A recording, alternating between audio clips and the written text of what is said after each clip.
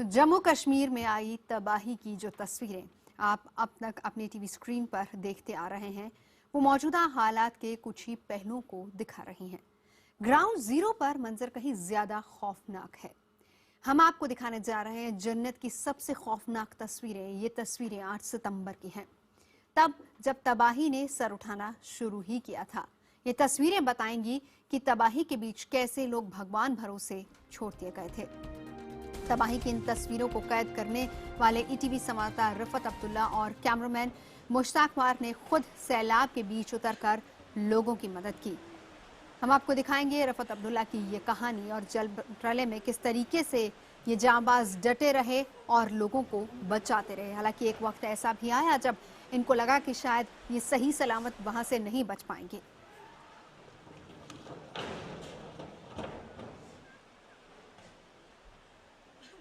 नाज़रीन, पिछले 14 साल से रिपोर्टिंग करते आए और लोगों के मसले हाईलाइट करते आए, लेकिन इस वक्त हमें नहीं मालूम कि हमारा मामला कौन हाईलाइट करेगा।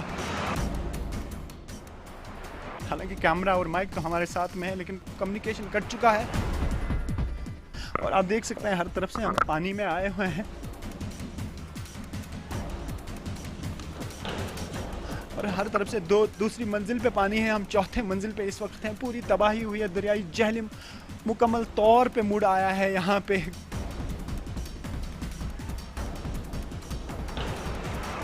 घरों का सामान तक ले गया, कई दीवारें ढह गई, मकान ढह गए और यहाँ अब समझ नहीं आ रहा किसे पुकारें, कौन बचाए। बस लाइफ जो है अभी बस उसी चीज़ में है कि अगर कोई सहारा मिल जाए। हर चैनल यूज़ की, हर किसी को फ़ोन किया ऑफिशियली कि हमारे लिए कोई बोट दो, मोटर बोट दो, लेकिन ऐसा अभी कुछ भी नज़र नहीं आया। हमारी बस यही उम्मीद है कि बस ऊपर वाला अगर कुछ रहम करे तो शायद हमारी ज़िंदगी बच सकती है। लेकिन ये चीज़ रहा याद कि जब इंसान फंसता है तो उसकी हालत क्या होती है। जैसे हमारी हालत है, मेरी है और मेरे कैमरामैन मुश्ताक वार की हालत है, हालत ज़ार है। समझ नहीं आ रहा, अल्फाज नहीं है, क्या बताऊँ, किसे समझाऊँ। सुबह जब नींद से जागे तो तबाही देखी और वहाँ पे कैमरा पे रिकॉर्डिंग की। कैमरा में रिकॉर्डिंग करने के बाद लैपटॉप साथ में था, वो डुंगल चला नहीं। कम्युनिकेशन बैठा था, भेजने की कोशिश की थी हैदराबाद, लेकिन नहीं भेज पाए। अभी भी कुछ नहीं समझ आ रहा है। 8:30 का वक्त है सुबह। यहाँ हर तरफ से आप देख सकते हैं हर कोई किसी उम्मीद में है कोई आए उन्हें बचा के ले जाए। चाहे बच्चे हैं, कुछ लोग छतों पे हैं, आगे दाएं बाएं, लेकिन कोई सहारा नज़र नहीं आ रहा है। कोई कश्ती, कोई मोटर बोट, कोई राफ्ट, कुछ समझ नहीं आता है। अभी हमारे पास एक होप है जो बाकियों के पास ये भी नहीं है कि हमारे पास एक लाइफ सेविंग जैकेट है। शायद अगर मकान ढह गया तो फ्लोट शायद कर सकते हैं, लेकिन कुछ दिख नहीं रहा है। आप देख सकते हैं कि वो जो लोग हैं, देखिए चिल्ला कैसे रहे हैं हेल्प के लिए, कोई देख नहीं रहा है। कहीं समझ नहीं आ रहा है क्या होगा, कि पहली बार इस तरह की तबाही हुई। कोई अंदाज़ा नहीं लगा सकता था कि ऐसे होगा। दाएं बाएं सब चीख रहे हैं, सब चिल्ला रहे हैं मदद के लिए, लेकिन मदद के लिए आएगा कौन। बस ऊपर वाले पे होप है, शायद ऊपर वाला बचाए। बाकी अभी कोई उम्मीद नज़र नहीं आ रही है जिस तरह की तबाही है, क्योंकि दरियाई जहलम कट गया, फ्लो इतना तेज़ हो गया कि जितनी भी दीवारें थी, जितने भी रास्ते थे, सब जो भी गाड़ियाँ थी, गाड़ियों को मैंने ऐसे देखा फ्लोट करते, मैं ज़िंदगी में ऐसा कभी नहीं देखा। और यहाँ जो मवेशी थे, मवेशी बस फ्लोट होते रहे। देखा हमने उन्हें मरते मरते।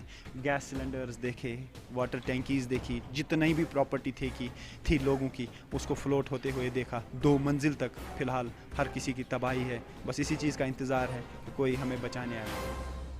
राजबाग इलाके में मुकम्मल तौर पे कहर मचा दिया है सैलाब ने। जैसा कि आप देख सकते हैं, हम भी घरों में फंसे हुए हैं यहाँ पे, और देखते ही देखते दरियाई जहलम जो है यहाँ की तरह मुड़ा। आप देख सकते हैं ये हुर्रियत ऑफिस के इर्द गिर्द ये जो इलाके हैं सारी इस तबाही में आ गए हैं। जैसा आप देख सकते हैं कई गाड़ियाँ इसमें फंसी हैं और जो घरों का सामान है वो भी यहाँ पे फ्लोट हो रहा है। गैस सिलेंडर्स फ्लोट हो रहे हैं, चीज़ें फ्लोट हो रही हैं, साइकिल, मोटरसाइकिल और गाड़ियाँ भी इसमें ज़द में आ गई। और हर तरफ से पानी जो है, पानी ने इस राजबाग इलाके को अपनी लपेट में ले लिया है और अब जानी नुकसान का हर तरफ से ख़तरा लग रहा है, क्योंकि बहाव जो है बहुत तेज़ है। किसी ने सोचा भी नहीं होता कि यहाँ से दरियाई जहलम बहेगा। अब अब समझ नहीं आ रहा, जैसे कि आप देख सकते हैं इतना बहाव तेज़ है। आप देख सकते हैं कि हालत क्या है, हालत क्या है। आप देख सकते हैं खुद ही गाड़ियाँ जो है, व्हीकल्स भी यहाँ से खुद ही अब फ्लोट हो रही हैं इस प्रेशर से, और जो सामान है कई घरों का ये यहाँ से फ्लोट हो रहा है। बचने का मुश्किल से ही कोई चांस लग रहा है। अब समझ नहीं आ रहा है लोगों को क्या कर रहे। लोग चिल्ला रहे हैं अपने घरों में, क्योंकि लोग घरों में कैद हैं। तो इस तरह से काफ़ी मुश्किल में आ गया है पूरा राजबाग का इलाका। ये जो है पानी जो है तकरीबन एक मंजिल तक पहुंच ही गया है, और सबसे बड़ी मुश्किल ये है कि पानी का बहाव बहुत ज़्यादा है। पानी का बहाव ज़्यादा होने की वजह से कई मकान जो है डैमेज हो सकते हैं, गिर सकते हैं। अब यही खतरा लग रहा है। फ़िलहाल एक रास्ता पकड़ लिया है राजबाग के बीच में से दरियाई जहलिम ने, जो हुर्रियत ऑफिस है उसके इर्द गिर्द। अब ये दरियाई जहलिम पूरे बहाव से एक साइड इसका बह रहा है।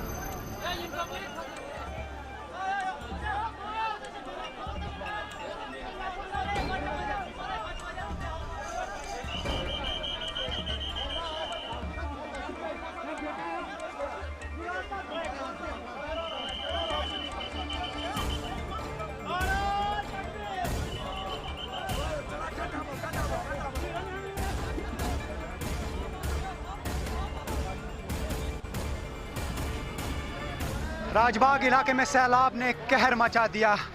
कल शाम से लेकर अभी तक हम रेस्क्यू की तलाश में थे, लेकिन आज सुबह तक अभी तक रेस्क्यू नहीं हो पाए थे। 12-1 बजे का टाइम हुआ, लेकिन बिलाकर टूरिज्म डिपार्टमेंट ने एक राफ्ट भेजा, जिसकी वजह से हम रेस्क्यू हुए। लेकिन यहाँ सैकड़ों लोग, बच्चे, नौजवान, बूढ़े यहाँ पे फंसे हैं, और 2 मंजिला 3 मंजिल तक पानी जो है आ गया है मकानों के। और यहाँ पे कौन अब जिंदा है, कौन बच सकता है, कोई कुछ भी नहीं मालूम, कोई इन्फॉर्मेशन नहीं है। लेकिन जहाँ तक रेस्क्यू ऑपरेशन की बात है, मुकम्मल फेलियर है। सरकार नाकाम हुई है लोगों को रेस्क्यू करने में। हेलीकॉप्टर से रेस्क्यू हो सकता था क्योंकि मौसम इस वक्त बिल्कुल ठीक है, लेकिन नहीं हो पाया। मशीनरी और मैन सरकार की है कहाँ। सिर्फ कुछ लोग हैं जो रेस्क्यू कर रहे हैं, बाकी सिर्फ दावे हैं, खोखले दावे हैं। यहाँ जिंदगियाँ बचाने पे कोई फोकस नहीं है।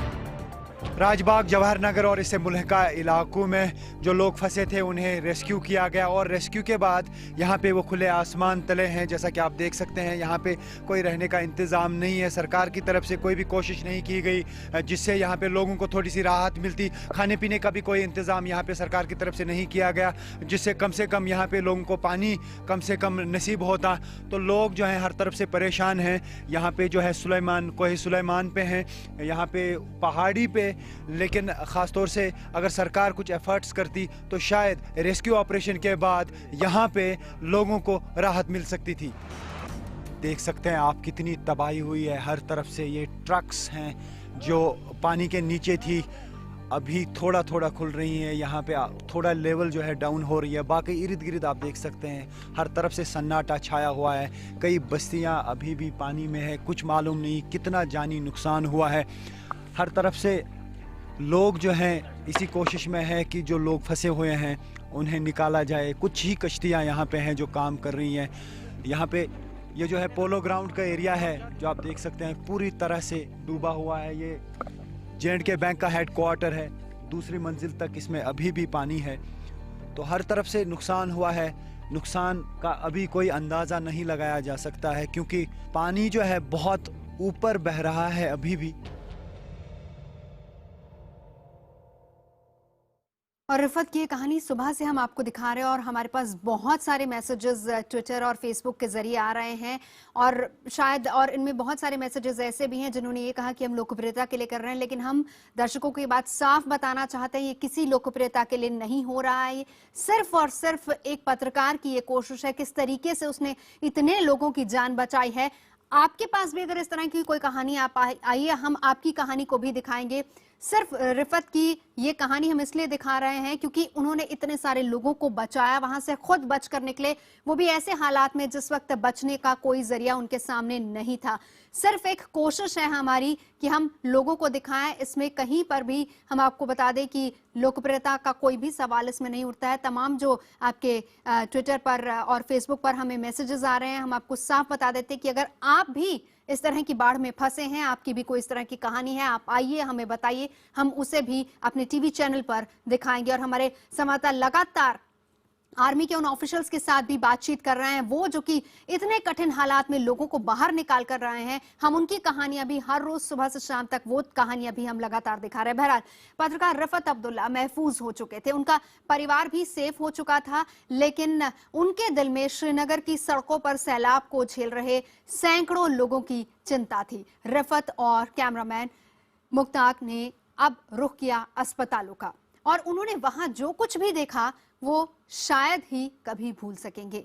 हम आपको बता दें कि IBN 7 और 8 सितंबर की ये तस्वीरें आपको रेटिंग पाने के मकसद से बिल्कुल नहीं दिखा रहा है। हमारा मकसद सिर्फ और सिर्फ इतना है कि हम ये बता सकें कि सैलाब से घिरे श्रीनगर में भी कुछ स्थानीय लोग ऐसे हैं जो कि अपनी जान की परवाह किए बगैर लोगों की मदद कर रहे हैं, उनकी जान बचा रहे हैं। और उन लोगों में शामिल थे नेटवर्क 18 चैनल के ETV के पत्रकार रिफत और हमारे कैमरामैन मुश्ताक।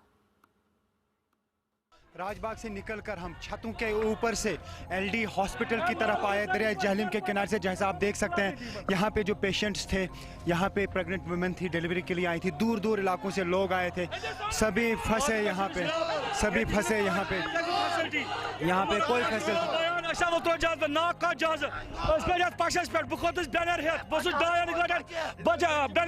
मगर हेलीकॉप्टर इंतजाम कहाँ है गवर्नमेंट, कहाँ है मिनिस्टर्स, उनको अपने वोटों से गलत से अपने अपने बंदूक को निकाल रहे हैं हेलीकॉप्टरों से और यहाँ हमको खुदा के वास्ते छोड़े हैं।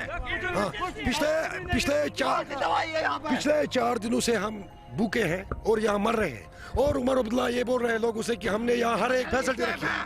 प्लीज हम हर एक से अपील करते हैं, जो ये गवर्नमेंट है इसने यहाँ कुछ नहीं किया है भाई। मदर हम 4 दिनों से भूखे मर रहे हैं, हमारे 4 बच्चे मर गए हैं और कुछ नहीं किया हमें। इतने लोग वायलेंट हुए हैं यहाँ पे क्योंकि इनका कहना है कि यहाँ इनके पास कोई नहीं आया। चौथा दिन है, LD हॉस्पिटल में क्राइसिस पैदा हो गई, क्राइसिस, लेकिन कोई इनके पास नहीं आया। ये जो है अब यहाँ से जो है बीमारों को निकाला जा रहा है इन छतों के ऊपर से, बहुत ही मुश्किल हालात में।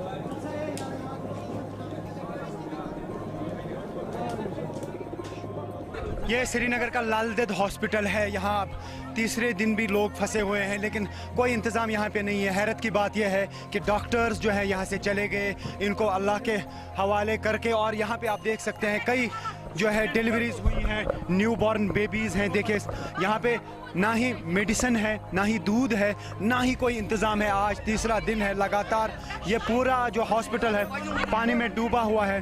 कई अमवात हुई यहाँ पे, बच्चे यहाँ पे मर गए। आप देख सकते हैं ये जो वार्ड्स हैं ये अल्लाह के भरोसे यहाँ हैं।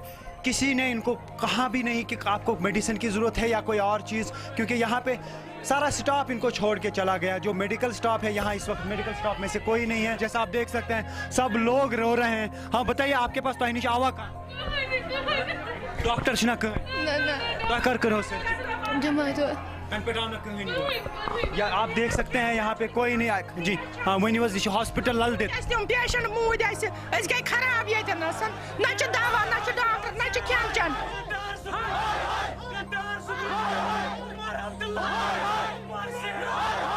अफसोस का मुकाम यह है कि डॉक्टर सभी चले गए यहाँ, इन्हें छोड़ के। यहाँ पे सर्जरीज कंडक्ट हुई, उसके बाद स्टिचेस दी गई उन्हें और उनका कोई पुरसानी हाल नहीं है, मेडिसिन नहीं है। लोग यहाँ पे चिल्ला रहे हैं, रो रहे हैं। इंजेक्शन तो ग्लूकोज पेशेंट के त्रेशदाज मजबूर नलकन को आप। ईटीवी की टीम, मैं और मेरे साथ मेरे कैमरामैन मुश्ताक वार लगातार हर तरफ से कवरेज पे लगे हुए थे। डे फर्स्ट से जब सैलाब शुरू हो गया आना इस पूरे इलाके में, तब से लेकर अभी तक हर जगह गए।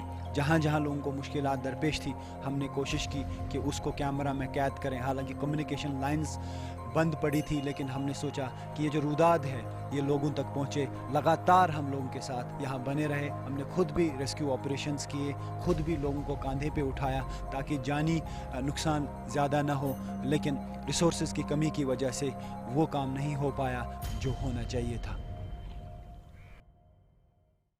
और इस खबर पर सुबह से ही लगातार हमें फेसबुक और ट्विटर पर रिएक्शंस आ रहे हैं। हम एक बार फिर से दर्शकों को ये भी बता दें कि ये तस्वीरें हम रेटिंग पाने के मकसद से कतई नहीं दिखा रहे। हमारा मकसद सिर्फ और सिर्फ इतना है कि हम ये बता सकें कि सैलाब से घिरे श्रीनगर में किस तरीके से वहाँ पर लोगों का हाल है और किस तरीके से उनको मदद पहुँच रही है। बहरहाल रिफत खुद हमारे साथ इस वक्त जुड़े हैं। रिफत, हम आपसे जानना चाहेंगे, अब यकीनन एक बहुत बहादुरी वाला काम आपने किया है और जिस तरीके से लोगों को आपने वहां से निकाला, हालात किस तरीके से थे? और खास तौर पर मैं तो वो अस्पताल वाला एक मंजर जो है उसके बारे में मैं आपसे जानना चाहूंगी, क्योंकि बहुत मुश्किल हो रहा था। पानी कहां तक पहुंच गया था? देखिए, पानी ने पूरी तरह से एक फ्लोर को कवर किया था और पेशेंट्स जो थे वो दूसरे फ्लोर पे थे। काफ़ी डैमेज हो गया था हॉस्पिटल में, ख़ासतौर से अगर हम फर्स्ट फ्लोर की बात करें। लेकिन लोग पेशेंट्स थे उस वक्त वहाँ पर, कुछ अंदाजा लगाया आपने? मुझे लगता है more than 100 women were there। मैं अंदाज़ा तो नहीं लगा सकता हूँ, नंबर बता नहीं सकता हूँ, लेकिन हर तरफ से मैंने देखा कि बहुत ज़्यादा तादाद थी लोगों की भी। जैसा आपने देखा कि लोगों ने उसी वक्त प्रोटेस्ट किया, जिसकी वजह से मैंने उनको हालांकि समझाया कि आप प्रोटेस्ट ना करें, लेकिन उनका गुस्सा बहुत ज़्यादा था। मैंने उनको कहा अगर आप प्रोटेस्ट करेंगे आपके पेशेंट्स डिस्टर्ब हो जाएंगे, आपकी जो बेबीज़ हैं उनको खतरा लाक हो सकता है। लेकिन वो मानने के लिए तैयार नहीं थे। वो चिल्लाए, वो छतों के ऊपर से चिल्लाए कि उनकी रुदाद जो है उसको सुना जाए। तो हमारी, जैसा कि आपने ये कहा कि हमने बहादुरी का काम किया है, मेरा भी कोई ये शौक़ नहीं है कि मैं अपनी बहादुरी कहूँ। बहुत सारे लोगों ने वहाँ पे ये जो है बहादुरी का काम किया जो मेरे साथ थे। उन्होंने बहुत काम किया, मुझसे बहुत ज़्यादा एक्स्ट्रा ऑर्डिनरी काम लोगों ने किया वहाँ पे लोकली। लेकिन लोगों का यही गुस्सा था कि जो कुछ होना चाहिए था सरकार की तरफ से उस टाइम पहली फुर्सत में फर्स्ट रिस्पांस जो है उससे वो मुतमईन नहीं थे। इसी की वजह से एंगर था। जैसा कि ये हॉस्पिटल आपने देखा सबसे बड़ा मैटरनिटी हॉस्पिटल है पूरे जम्मू कश्मीर स्टेट का, लेकिन हालत आपने खुद देखी। लोगों ने बयान की, उन्होंने कहा कि उनको खुदा के भरोसे छोड़ा गया और सभी चले गए। मेडिसिन नहीं थे, दूध नहीं था, पानी की बूंद बूंद के लिए तरस रहे थे लोग। मैं अपनी बात कहूँगा, हो सकता है सरकार ये दावा करे कि नहीं उन्होंने बहुत कुछ किया।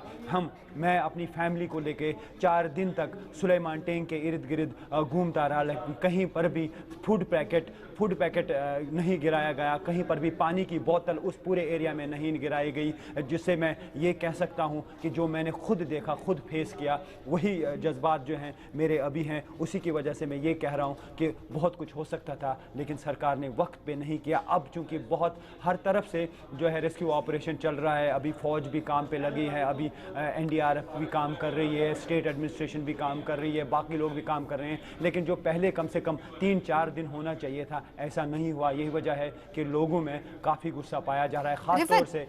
जी रिफत, मैं एक चीज आपसे पूछना चाहूंगी। बिल्कुल सही आपने कहा कि लोगों में नाराजगी, लोगों में गुस्सा है।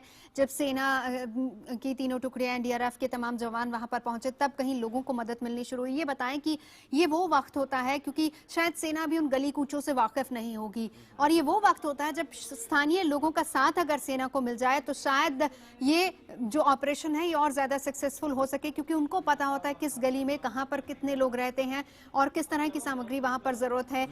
किस तरह का वहां पर लोगों ने साथ दिया सेना का, और अगर हम स्थानीय प्रशासन की बात करें तो? देखिए, मैं ये कहूँगा कि काफ़ी जगहों पे जो है पत्थर फेंके गए हेलीकॉप्टर्स की तरफ, लेकिन 4 दिन के बाद, क्योंकि वो ये एक्सपेक्ट कर रहे थे कि उन्हें पहले ही दिन रेस्क्यू किया जाएगा, वो वेट कर रहे थे सेना का। ख़ास तौर से मैं जवाहर नगर, राजबाग और इससे जो मुल्हिका इलाके हैं वहाँ पे मैंने खुद देखा NDRF की कुछ टीमें ऑपरेट कर रही थी, लेकिन with less number of boats. मैंने कुछ लोगों से बात की NDRF के, उन्होंने कहा कि इस एरिया में टोटल 7 बोट्स के साथ वो ऑपरेट कर रहे हैं, जबकि मैं समझता हूं कि 700 बोट्स भी उस वक्त कम थी, क्योंकि हर तरफ से लोग पानी में थे और हर तरफ से लोग चिल्ला रहे थे। उसमें ऐसे भी लोग थे जो हैंडीकैप्ड थे, मैंने खुद देखा कि हैंडीकैप्ड लोग वहाँ पे फंसे हुए थे, हैंडीकैप्ड बच्चे वहाँ पे फंसे हुए थे, छोटे छोटे बच्चे फंसे थे, इन्फेंट्स फंसे हुए थे जिनकी जान पे बन आई थी, क्योंकि शायद वहाँ पे जो है बेबी फूड वहाँ पे उनके घरों में नहीं होता, और भी कई चीज़ें, मेडिसिन उनके घरों में नहीं होते। तो इस वजह से क्राइसिस जैसी सिचुएशन हर तरफ से थी। अगर कोई ये भी कहे कि नहीं जी सरकार कुछ नहीं कर सकती थी क्योंकि इतने बड़े पैमाने पे डिज़ास्टर आया, अगर हम ये बात भी मान लें, लेकिन सरकार उस टाइम रिसोर्सेज को मोबिलाइज कर सकती थी, बोट्स का इंतज़ाम कर सकती थी। मैं फिर से ये दोहराना चाहूँगा कि डलगेट एरिया में जब मैं गया तब डलगेट एरिया में पानी नहीं आया। मैंने 3 बोट्स एक कोने पे देखी जहाँ डलगेट, प्रॉपर डलगेट है, वहाँ पे फायर एंड इमरजेंसी सर्विसेज लिखा था उस बोट पे। 3 बोट्स बंधी हुई थी। क्या उन बोट्स को सड़क के किनारे पे नहीं रखा जा सकता था?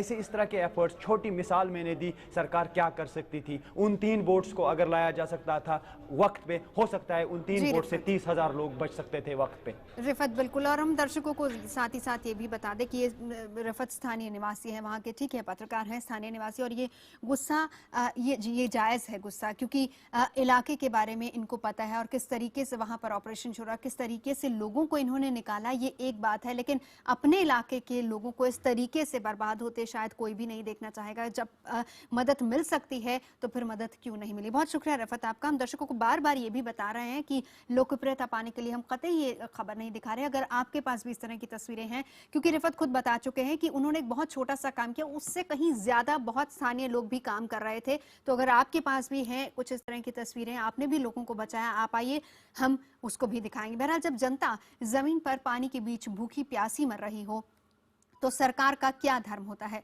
जवाब ये कि सरकार नेताओं और अलगाववादियों को भी पानी के बीच उतरकर जनता की मदद करनी चाहिए, उन्हें बचाना चाहिए, दूध के लिए रो रहे बच्चों को अपनी गोद में लेकर वहां से निकालना चाहिए।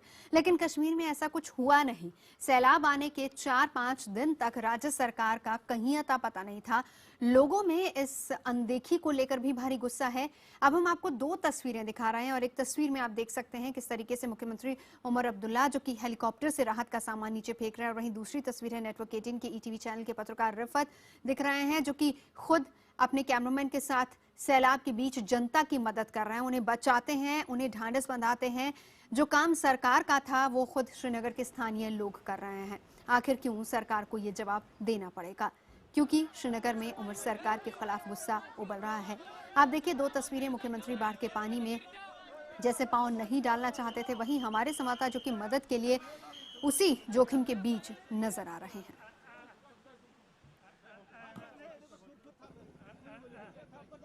तो 2 तस्वीरें, ठीक है, राहत सामग्री आप पहुंचा रहे हैं, शायद इसकी जरूरत है लोगों को, लेकिन अगर प्रशासनिक अमले को वहां पर उतारा जाता, पानी के बीच में लोगों के सामने जाते, तो शायद और ज्यादा मदद होती, क्योंकि ये हमारा आप सभी जानते हैं कि ऊपर से जब पैकेट्स नीचे गिराए जाते हैं तो उनमें काफी चीजें बर्बाद भी हो जाती हैं।